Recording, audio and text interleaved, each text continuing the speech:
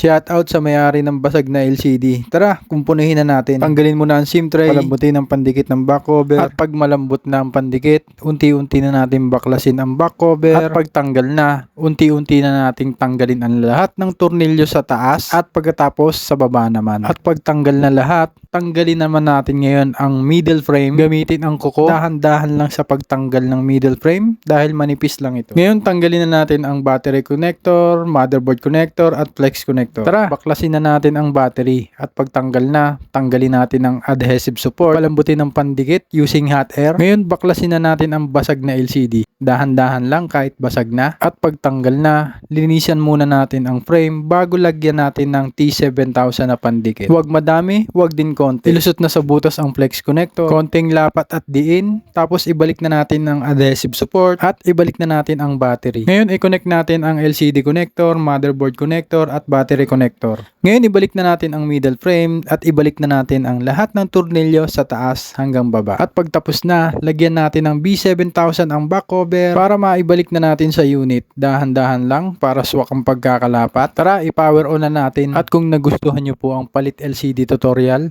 don't forget to like, share, and subscribe po.